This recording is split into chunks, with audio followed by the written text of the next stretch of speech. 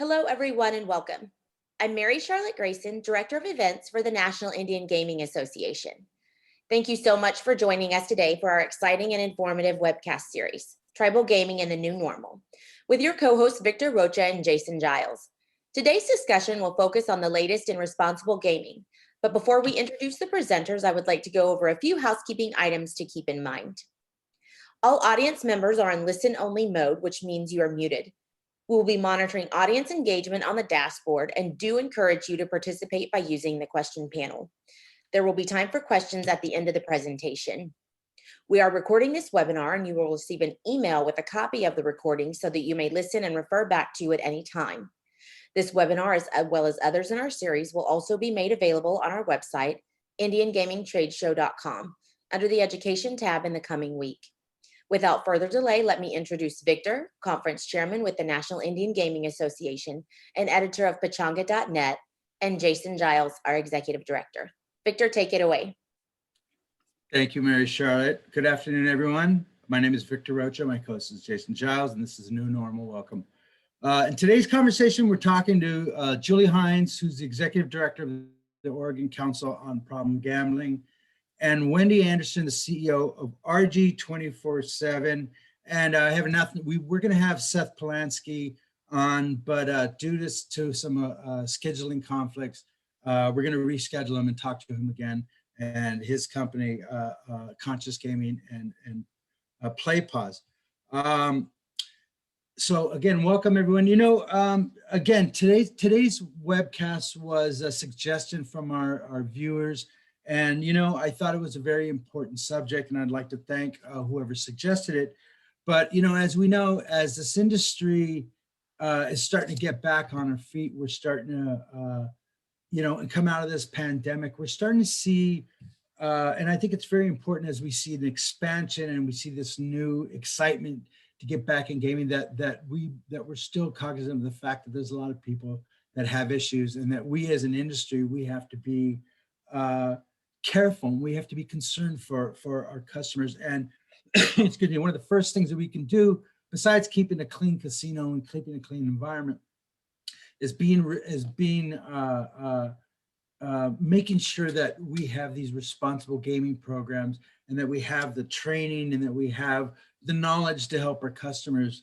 I think now even more, you read all these articles and stuff about people reacting to as they're coming out of the pandemic. I think we all have a little PTSD, and I think everyone is just, you know, as we come out of here, we're trying to find some normality. And I think it's very important, you know, the casinos have provided these environments where they are safe, and they are one of the few places that you can be social, and you can still go out and have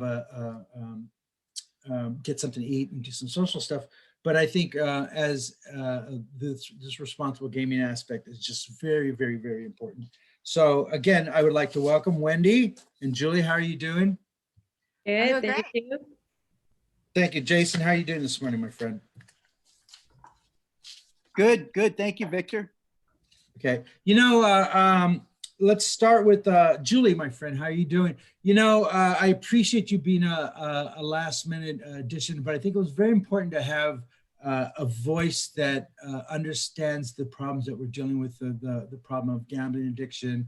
And more importantly, I think, you know, when we talk, I think, you know, gambling addiction and responsible gambling are really two issues. You know, at Pachanga.net, I started dividing those because I saw sometimes, you know, a person that is practicing responsible gambling doesn't necessarily mean they're going to be a gambling addict. It's really about having safe practices and having some limits of enjoyment, don't you think? You know, that you can go out and you have a good time, you can be responsible. And, you know, I think responsible gaming is very important. It's, you know, not shutting the barn door before after the horses are gone. You know what I mean? Yeah, I do, Victor. And thanks for having me on. And it's great to be on with Wendy as well. And Jason, thanks for having us. So yeah, I think, you know, to your point, not everybody who decides to go into a casino or opens a sportsbook app is going to have a problem. Most people who are able to game responsibly, similar to alcohol use, right? But then somewhere along the lines, if stuff creeps along, it does become problematic for people. We want to have those stopgaps in place. We want to have things that not only help protect people and keep them healthy while they're gambling, but also then on the other side of things, when they do get into problems, is providing them the resources to be able to get that help. So it's nice to see so much going on with RG world right now. You have companies like RG 24/7. You have apps that are, player control. You have so much going on now where the industry itself is actually more embracing RG than they were even 5 years ago. And 10 years ago, it was, well, I guess we just have to slap a helpline somewhere, and now it's just become so much more embraced by the industry. And, and I'm sure we'll talk about this later, but just more of a public health perspective needs to really happen. It was funny. It was like over 20 years ago, they had that the big commission that traveled across the United States and was looking at gambling. And it was right when tribal gaming was blowing up in the late 90s. And one of the suggestions that they put is that you should have information for gambling. When you go to the kiosk to cash in your winnings, there should be a sign there that say if you have gambling addiction and stuff. And I went to this one casino, and I don't want to say any names, Paris, but they had a sign that was black on black that talked about responsible gaming that was posted at knee level. And I thought it was just ridiculous. Now, obviously later on that was taken care of, but it was so hysterical for me and this was, I think the mindset of the industry has changed since then too. I think people understand that responsible gaming is just as important as keeping a clean environment, keeping your casino clean, So I think we've come a long way. And Julie, you touch upon something really important, and I think it's really the crux of why we're here, which is you talk about mobile gaming. And I think that's a real, mobile is a double-edged sword. You know what I mean? It provides all this information and all this knowledge and all this stuff, but you also see, and it's kind of the internet really too, the ability for it to be abused and stuff like that.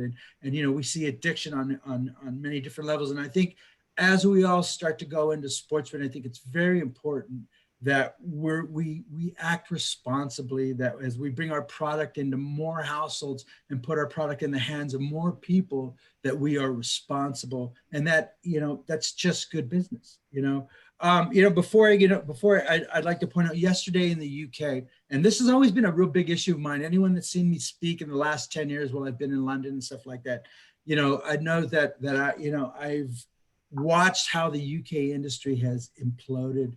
And I think a lot of that had to do with the fact that they took their eye off the ball, and you started seeing these stories about gambling addiction, and so they started closing down sports books, and now they started pushing people more towards online gaming. Yesterday in Parliament and the MPs, they made a new announcement that they're going to slow down the gambling velocity of online gaming. And so they're talking about to tackle addictive web-based gaming. The Gambling Commission suggested the rate of betting be slowed down. And then all these other things like near misses, and if you lose, it still lights, the trigger stuff. And so all these things are now, they're speaking of closing the barn door after the horse is gone, but now they're starting to react to it. And I think it's very important for us as an industry, we don't have that happen here. And the way we do that is that we implement and we bake the stuff in the very beginning coming in, so part about my filibuster there, but it's a very important issue. Are you familiar with this issue, Julie? Yeah, well, that's something that we don't have here, and you're right. We haven't implemented it at the beginning. We haven't learned from what has happened overseas. Unfortunately, we are in a place where we're having to retrofit a lot of things in the United States right now. But what's happened in the UK is somewhat, it's a couple of things. It's positive, and it's also alarming to us, because we see that what's happening in the UK is a national approach. We have no national approach in the United States. Right. We have no federal funding for responsible or problem gaming services. So we have this want and desire for pockets of information, for pockets of resources, for pockets of programming, but there's no comprehensive approach in the United States. And that's what we really, really need. Yeah, and if they didn't get a national response until they'd screwed it up so bad that the government was forced to react. you know, Right. and they were forced to act. And it was a real lesson to those of us who were watching. And, you know, a lot of those players are here in the United States looking for their quarterly earnings and being very aggressive. And I think, you know, having these conversations are a very important part of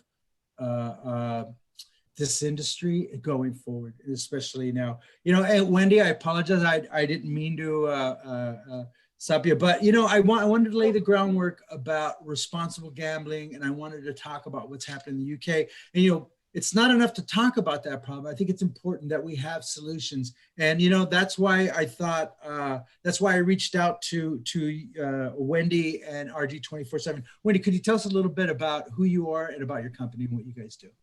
Absolutely. I have a company called IG 24/7, and we provide online video-based training to employees of casinos. And I'd worked in the gaming industry for BMM Test Labs for many, many years, and talked to people like Julie and operators and all kinds of different people in the industry. And we were looking at responsible gaming. And just like you say, we had to do something about that. So what we do is we train employees on the things that they need to know so they can be conscientious advocates for the industry. So they know what responsible gaming is. They know what problem gambling is. They know what to look out for. They know what the signs are. And then they can escalate that to whoever in their company or whoever in their casino is allowed to deal with the problems. And so we know what to look for. And we want gambling to be entertainment. We want people to enjoy themselves. We don't want them to lose their houses. We want them to have fun. And we want the people that work in the industry to understand that we're responsible and that we care about the patrons and that we care about our communities where we live. And so that's what RG 24/7 is all about. Well, you know, it seems like your timing is perfect, especially now for online. I know we at NIGA are learning that the online is becoming a very important part of what we do, online training and stuff like that. What benefit does RG7 provide in terms of training employees? I mean, what besides having a prepared employee? You mentioned this is online, you say, right? Yeah, it's all online. So our training is video based. We have industry experts such as Julie and Julie's colleagues, and they provide video based training. And the employees of the casinos, they watch the videos, they take a little test. Everything is short. We know that millennials and Gen Zs have got very short attention spans. So the training is short. It's very, very focused.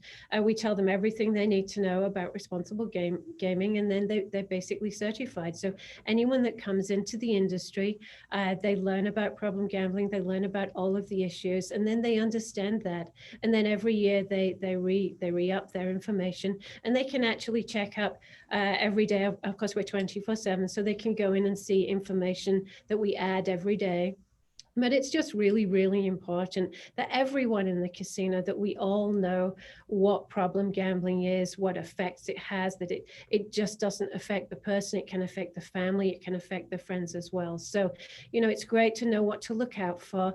And again, you know, it's about being responsible, it's about being conscientious, it's about the casinos and the operators just letting the communities that they operate in know that we care about them and that we want people to gamble responsibly. Again, you know, it's fun and entertaining, and we want that to remain so. As Julie said, it's a very small part of the population that can be affected by problem gambling, but you know, if we can make people aware of those issues right at the beginning, then that's what we want to do.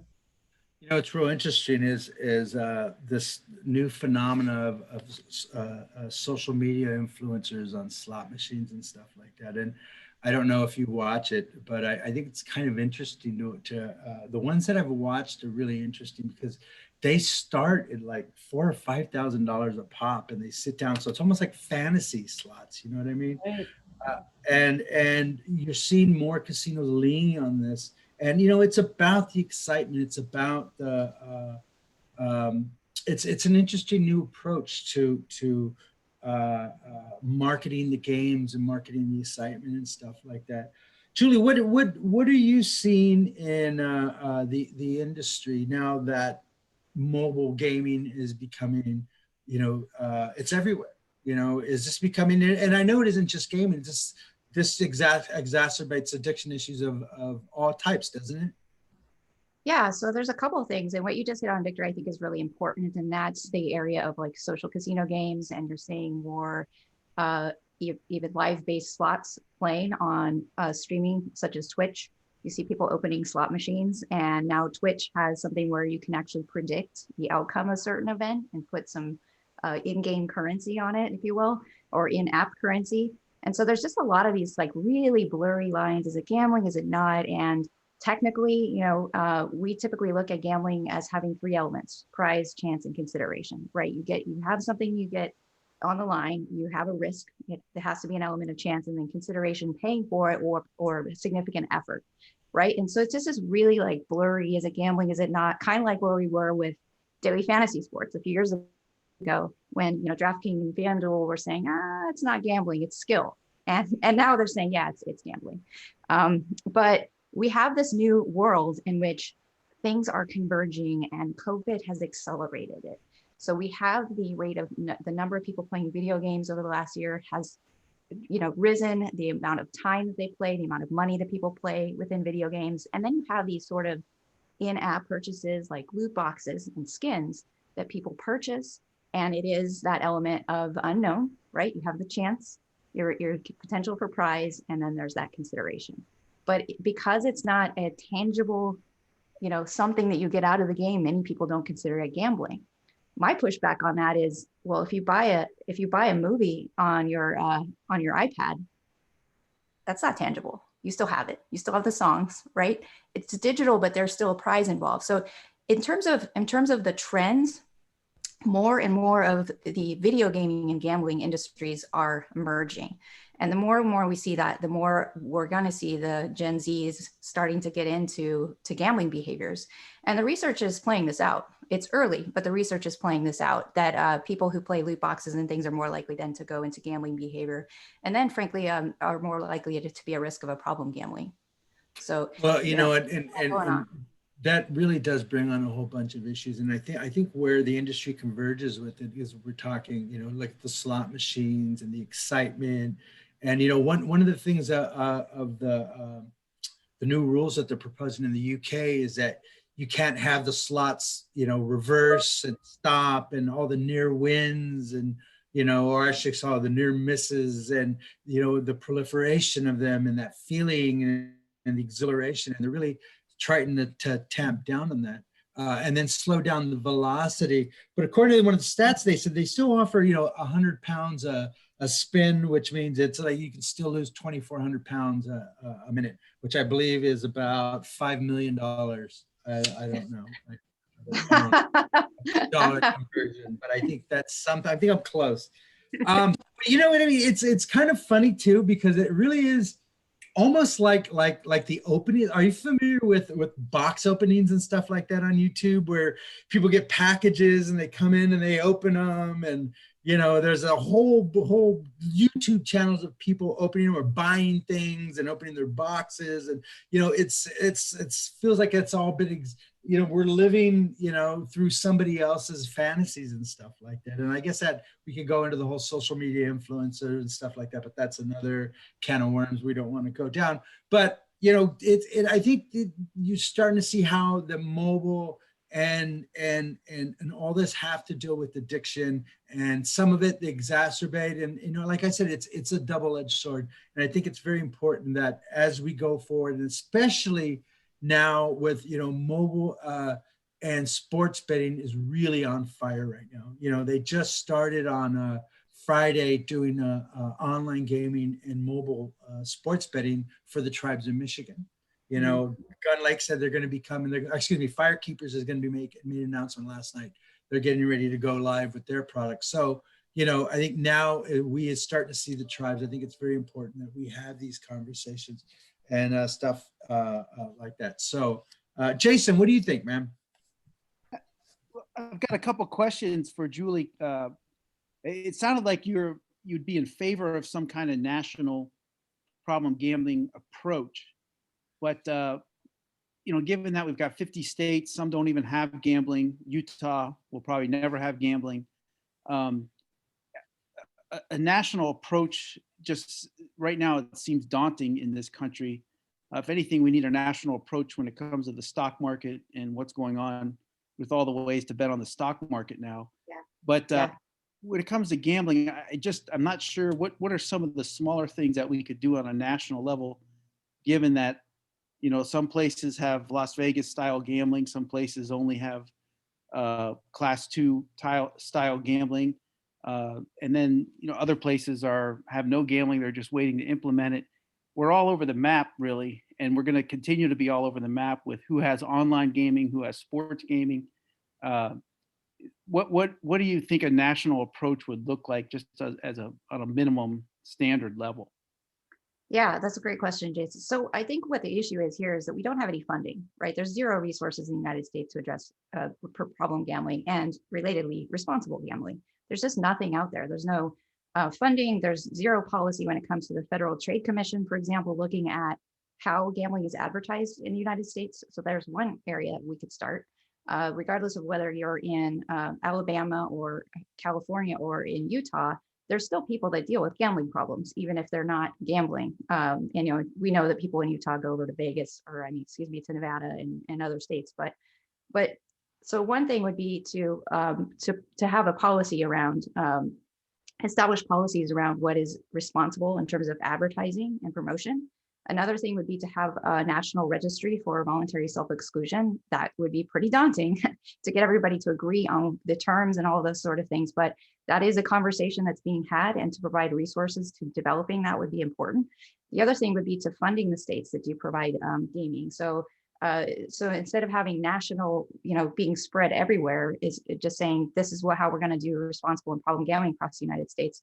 We know that we have 50 states. We know that every state's going to operate and want to operate differently. We know that every tribe is going to want to operate differently. We know that every corporate entity that operates is going to want to operate differently. But if we provided funding to you know, government and tribal resources to be able to address it on their levels, that is a really, really good start. So and seeing things that are done overseas that are done in a public health approach, which includes, you know, everything from policy, from programming to end user. This is really important, that RG is not just about the customer. RG is about everyone. And that's something that we need to do together. And I think having some initial funding implemented in the United States to address it would go a long way. So I'm curious what your thoughts are in response to that. Well, the way I look at it, Julie, and tribes, since I've been at NIGA, the tribal governments have always sort of pushed back on not just a national approach, but also a state approach, because, you know, our governments are sovereign, and they felt like they knew what was best for their casino operations. I think since that time, over the past 10 years, it's evolved for sure, just because gambling has become more ubiquitous. But the way I look at it right now, and I think a lot of tribes are there, we're on a tight line right now where it can go one of two ways. The explosion of gambling, the use of credit cards, could make problem gambling worse for sure. You could just open credit card after credit card until you're caught. At the same time, maybe there's a way, technology-wise, to start introducing, basically, I guess what the UK is doing, gambling limits, per day gambling limits, and it's going to take some cooperation with the commercial private sector of banking and the credit cards, but it seems like maybe there's a way to capture this quicker and to cut people off at a quicker moment. I don't know, but I think tribes are starting to look at that more.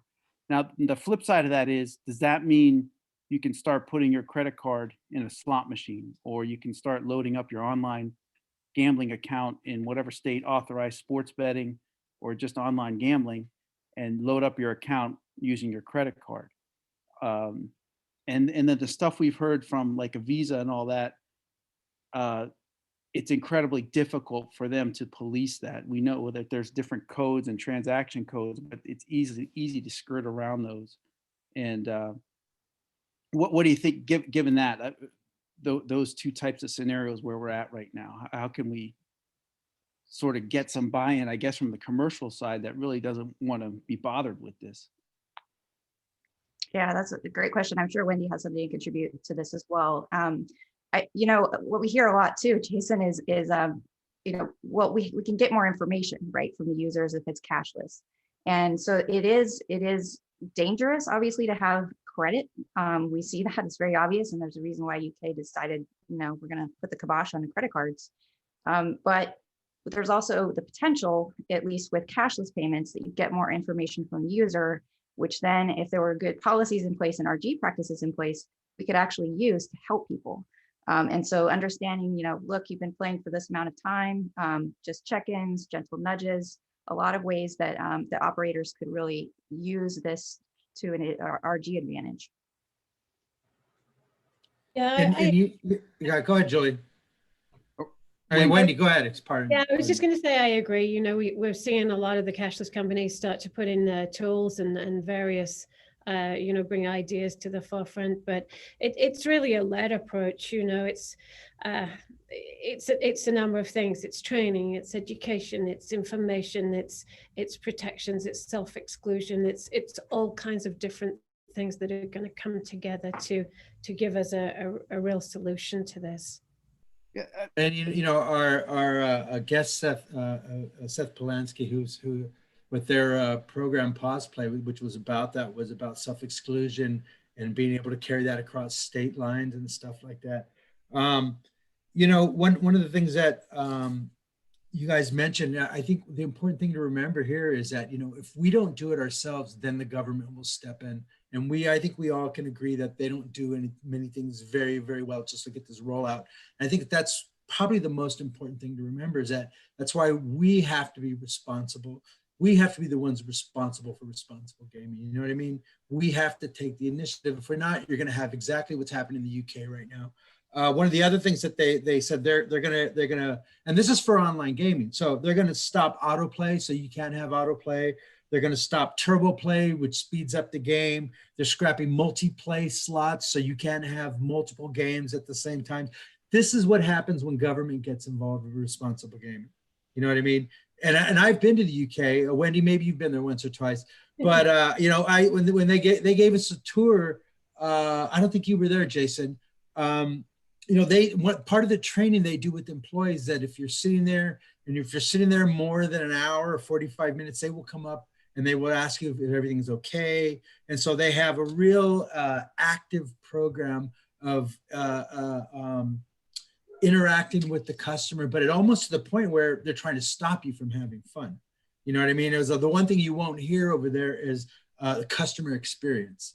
You know what I mean? So it's really about slowing it down, and that's what happens if you don't do it. The government will get involved. You know what I mean? And I think that's the most important thing that we need to remember. Victor, what you're describing and what the UK is doing, think about, is that all that different than the way we treat alcohol now? There's right. Legal limits on bartenders that, these dram shop laws, they're going to be responsible if they keep plowing alcohol to somebody who's obviously drunk and then, God forbid, commits a crime or gets in a wreck. Maybe that's the model. Maybe, and we've seen it, those high profile cases from a number of years ago when the owner of a sports team was just leveraging his hundreds of millions and continued to gamble. And the CEOs at the New Jersey casinos knew it, but they just let him keep on gambling just to get his money. They didn't get away with it. They had to return a lot of that money that they basically scammed from him because they knew he was an addicted gambler, and they just kept feeding him. So maybe that's the approach for a country as disparate as ours, with all these different forms of gambling. We shouldn't sit around and wait for a state court or the Supreme Court to establish those standards. We should get them out now, and maybe RG24. I don't know if you guys got minimum sort of problem gambling practices or things of that nature that can be shared. Yeah, absolutely. I mean, the thing is, as we talked earlier, that we have to be responsible for ourselves. And this is why we started this in the first place. If we don't take care of our patrons and we get bad publicity, I mean, look at the American Gaming Association, Get to Know Gaming. They've spent the last few years, just putting good publicity around gaming and how much good we do in the communities that we're in. So yeah, we do, going back to your question specifically, there are minimum standards, there are minimum tests, there are minimum courses, just to get everybody up to speed on the basics. As Julie will tell you, there are simple things. There are red flag behaviors. There are simple things that you can recognize in problem gambling early on. And we try to teach our trainees to look out for those, to know what they are, to see what those early signs are. Yeah, I think part of the modern tribal casino training is so very important. I know when I go to my casino, my tribal casino, and I see the employees, or they used to, I should say, going into the room and doing training. And Julie, it just seems like this would be a really perfect time for your company to, because you guys do have this video, and face-to-face is becoming a little more risky, and especially now with masks and variants and mutants and stuff like that. I just think, I'm really glad that you came, so that not only can we talk about these issues, but we can talk about some of the solutions. And I think RG 24/7 is one of those companies, and also our friends over at Conscious Gaming also are these new companies that are coming forward and bringing these issues. Because I know when I stumbled in this industry 22 years ago, responsible gaming wasn't really an issue we talked about, So, Julie, what actually helps in terms of responsible gaming? How can we really help these customers? Yeah, so there's been some research that kind of shows some kind of a mixed bag around some promising approaches, some approaches that don't really work. For example, how much time limits is sort of, the research is kind of a mixed bag on that. Research is showing that you don't want to be in the customer's face too much, because that will cause too much backlash around them. The more promising research that we're actually seeing is out of course, Canada. They've got a lot of research up there. And Dr. Richard Wood and his team are actually engaged in what's called the positive play scale. It's a new scale that measures beliefs and also behaviors around gambling behavior and attitudes. And so this positive play scale measures basically 4 elements of gambling. And the research is showing some positive results in early stages around people's attitudes, around limits, around gambling literacy is important. So people understanding about the games, understanding about the odds of the games, that's an important piece of it. And he just presented some research in Massachusetts just last week with my friends over with Massachusetts Gaming Commission and Mass Council on Gaming Health that operate the GameSense program. And so they're taking that data and they're using that data to then tweak and understand how to better help their customers. Now, again, this research is sort of at the front lines of things. It's understanding people when they're engaged in gambling. And beyond that, though, I keep beating this drum, but it's got to be more than just working with the patron. It's got to be from management. It's got to be the standards that they set from the very top and saying, RG is really important to us, and making sure that training programs are implemented. And so I'm sure there'll be more research around the training programs that are implemented, including RG 24/7 and others. And then all the way down to that end user experience. So that approach is really important. And we see that in research and other public health issues and substance use disorder and alcohol use disorder and prevention. And so we really have to apply those approaches to gaming. That was, I think you're absolutely right. I think especially now as gaming is transitioning, we, like I said, it seems like the mobile phone is just built for addiction and addictive behavior. I think, when iPhone added that app that shows you how much phone time you use, and you get those little updates, and it's always a little surprising to see how much time you're on your phone and stuff like that. And it feels like the whole world is starting to become more make it easier to get addicted to everything. You know what I mean? Especially as we're sitting home now, you don't have to get up and go buy your groceries anymore. They'll come, and actually you can buy cars and they drop them off in front of your house. And so, you know, this frictionless society, I think, you know, that's my main concern is you know, that we're not too frictionless with our currency and our addiction issues. And I think, you know, we have to be responsible, or we're going to have something like the UK and you have the government stepping in because we haven't taken care of itself. Wendy, so, you know, tell me a little more about RG 24/7. What kind of training do you have? Is it for, just give us a little more information about it. So how would our readers reach out to you and stuff like that? Sure, thanks. I appreciate that, Victor. Well, as Julie just touched upon, one of the very first courses we present is basically myths and misunderstandings, which I find difficult to say, facts and fiction and misunderstandings about the industry. So we talk about simple things, you know, are the best playing slot machines placed near the entrances, or are they in the middle of the floor?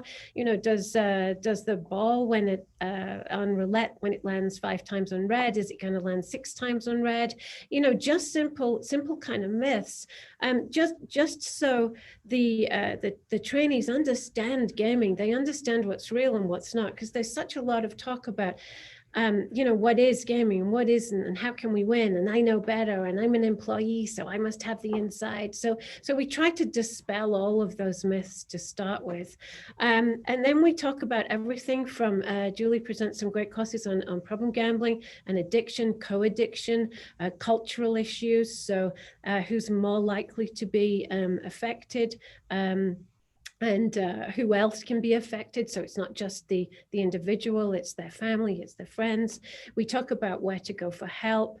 We have testimonials of people who've been affected by problem gambling.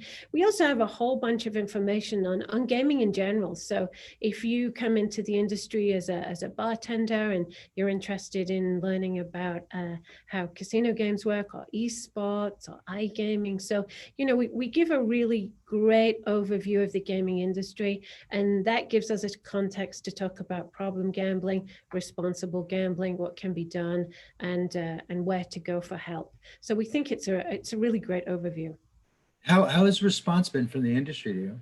You know, it's been amazing. As I said, I've worked in the gaming industry for more years than I care to imagine, probably about 12 now.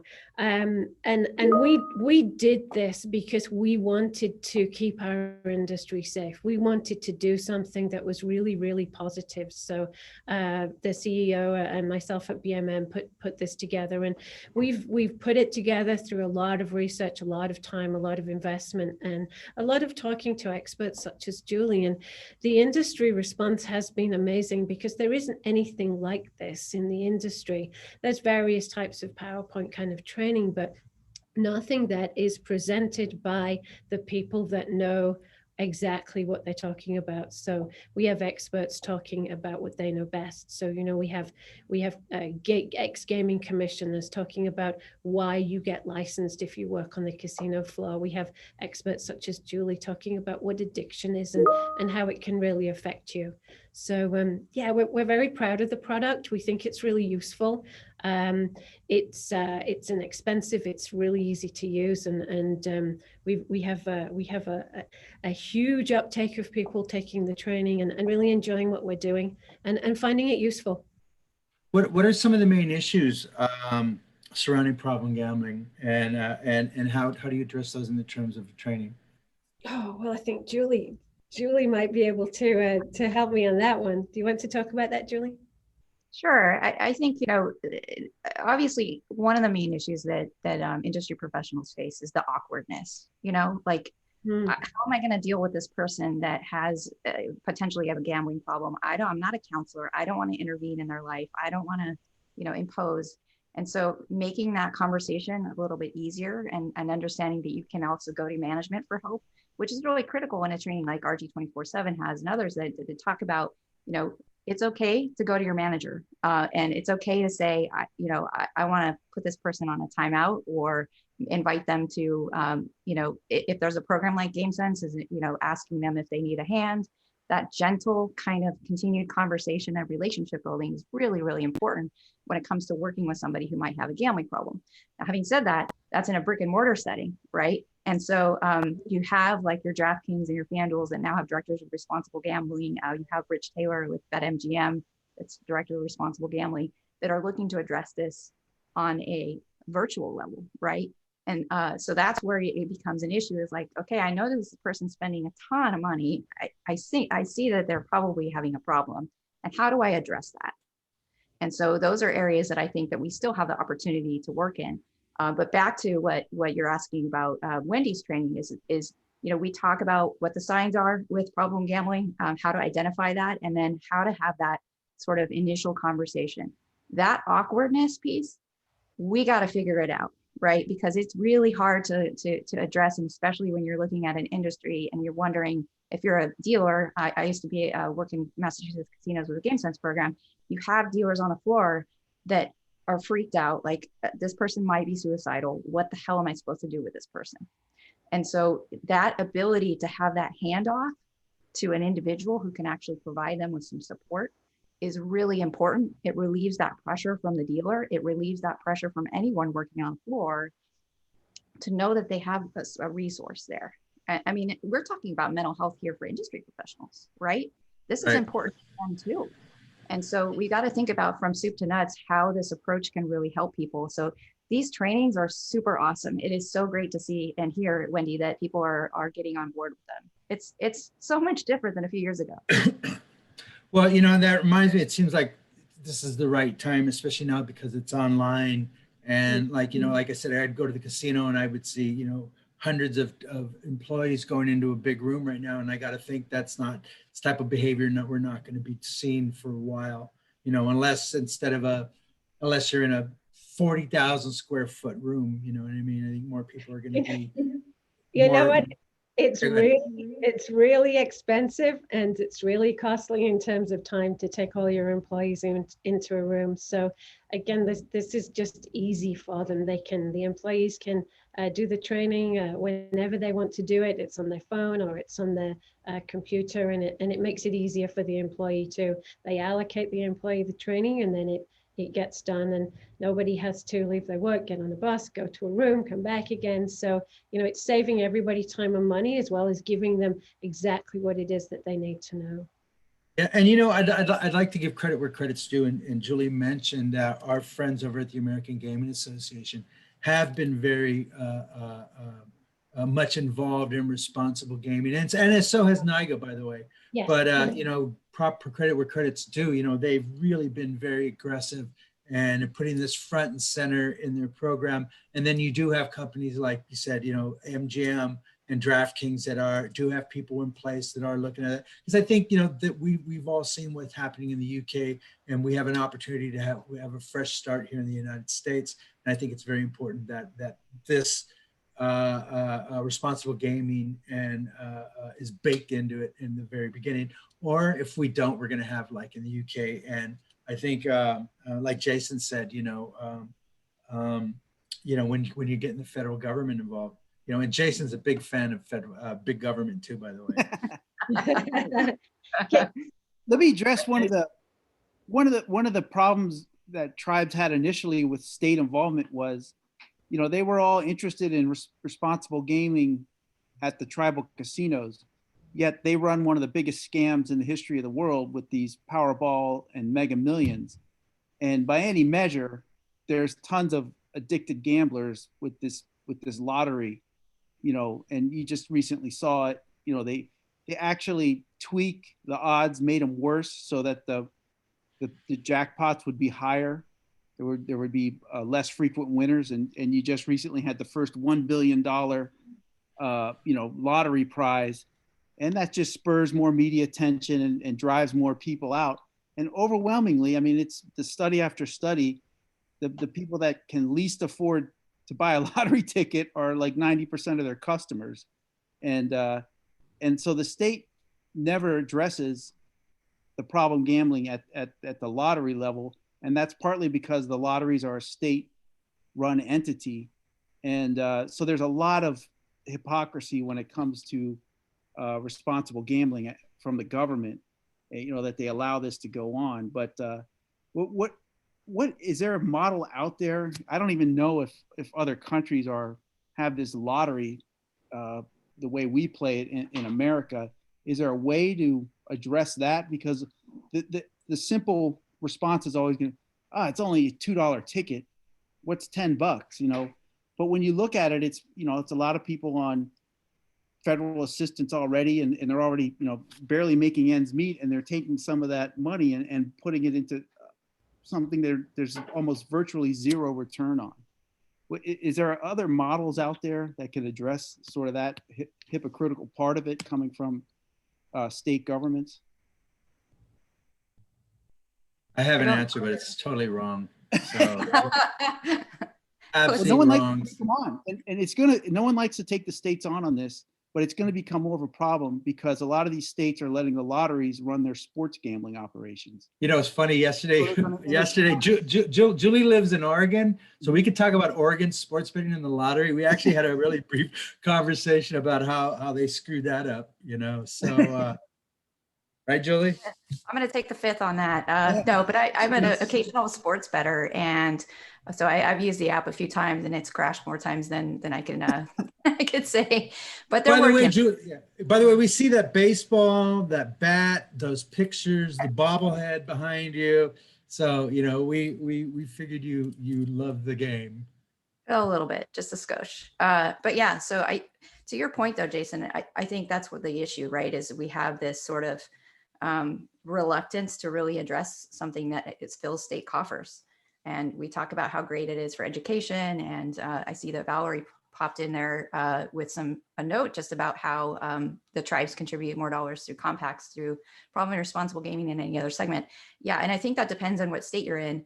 In Oregon, actually, our lottery provides 1% of proceeds towards a problem gambling treatment fund. So that's very, very helpful.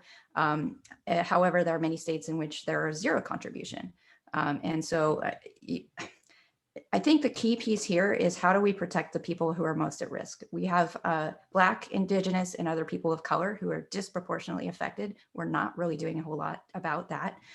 We're not going into communities to address them at any level, right? From healthcare to substance use disorder to gambling. But we really have to partner, keep going back to our public health partners. We really have to get this on our public health partners' radars because it's just not. When we consider the gambling world, it is the redheaded stepchild of redheaded stepchildren in terms of issues to address. I mean, and we're just not doing enough. And, when I go back to federal funding, I'm talking about giving it to entities that can support, whether it's nonprofits, whether it's state governments, which then disseminate the funding to local resources, and whether it's Indian governments.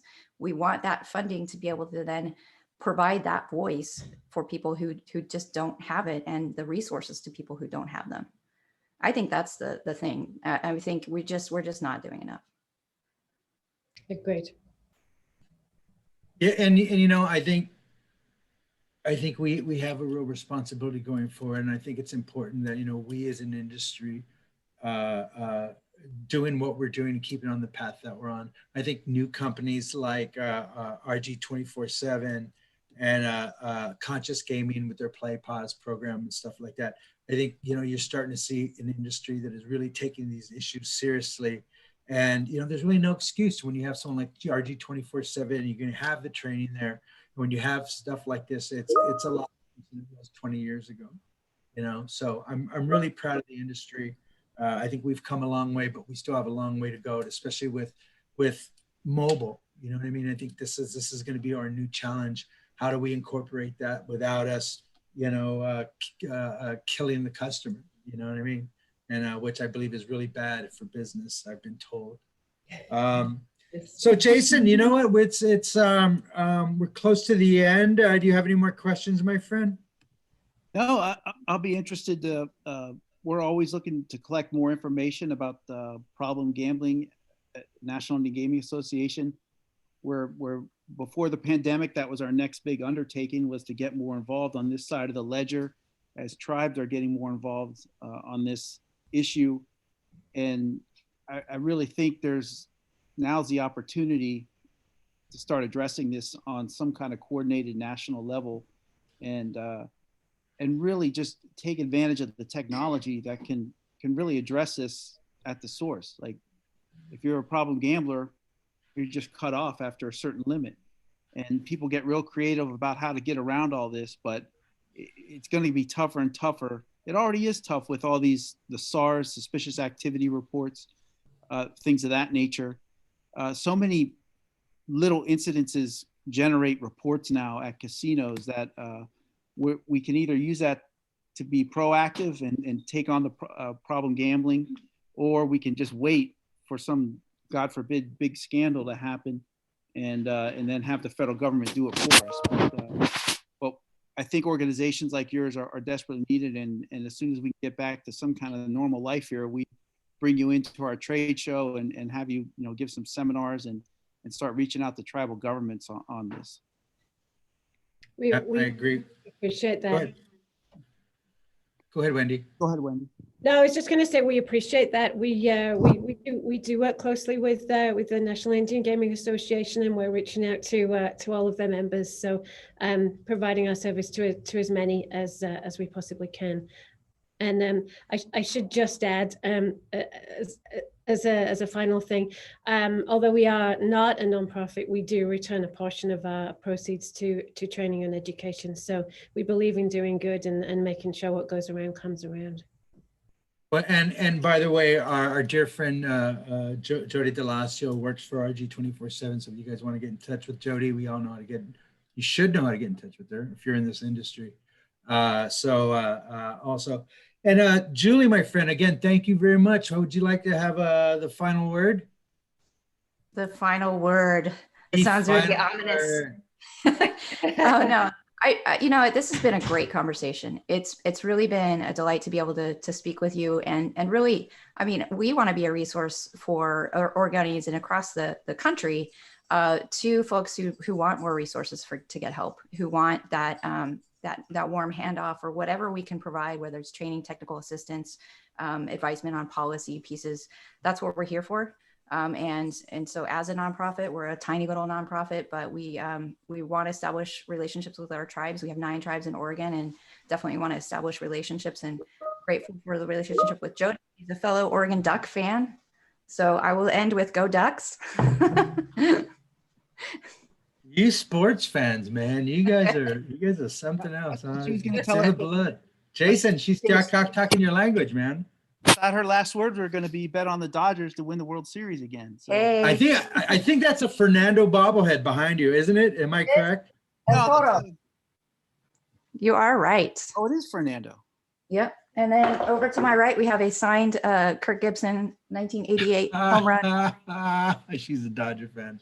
She's there. You know what? This is on a side note, but there's an amazing article right now in the LA Times about Tommy Lasorda and his driver. I don't know if you've read it, but it's just really fun. You know, I grew up in LA, Southern California all my life, so Dodger Blue is part of, who I am, even though I'm not a big sports fan. So again, thank you for my guests. Thank you, Wendy Anderson from RG 24/7, Julie Hynes, the Executive Director for the Oregon Council of Problem Gambling, and of course, Jason Giles, the Executive Director for the National Game Association.